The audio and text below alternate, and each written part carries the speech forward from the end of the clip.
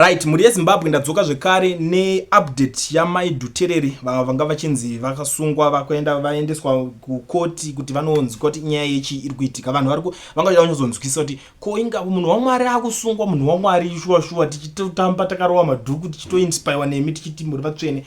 Aisi unoziva kuti zvinhu zvakadaro zvinowanika. Inyaya yekuti kana nene ndatozoinzwisisa kuti guys, I see it's not what you think. I see it's the way yamuri kuzvifunga ndo zvazviri mimi. Zvikubuda zvakaita kusiyana. Nyaya iri panapa yakamira yakadai so kuna amai Dhuterere.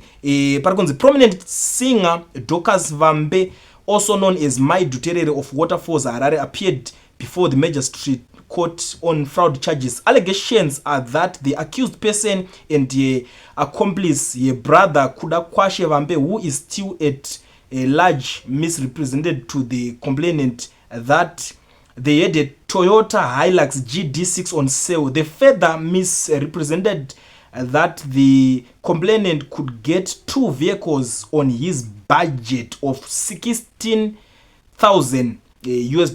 They also misrepresented that the singer had a waiver courtesy of the President of the Republic of Zimbabwe for singing for the nation, and they could bring the vehicles to Zimbabwe duty-free. The complainant handed over 16,000 to the accused person, which she received in form of the affidavit committing to deliver the vehicle in 2 weeks' time. The accused person failed to deliver the vehicles but gave the complainant a Ford Ranger registered in Botswana, promising to give him another car, a Mercedes-Benz C200. Later, the complainant drove the Ford Ranger, which was eventually impounded by the police for being used without a valid temporary permit. The accused person was granted $100 bail. Nyaya yacho yaitika. Unoziva kuti anyaya madhiri emota, madhiri kutengesana na mota yaya kuti unonzi tichakutengesera mota yakadai so isusu takaimbira president munhu angagwa, saka takabva tangonzi tichazopinza dzimwe mota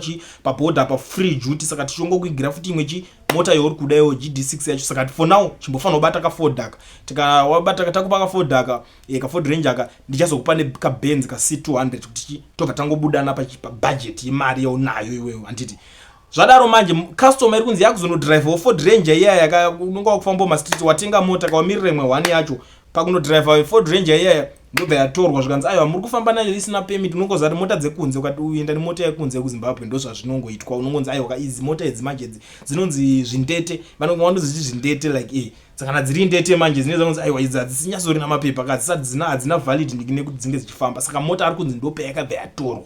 Mota yatorwa uye akati inini mangu ndipa mota inotorwa.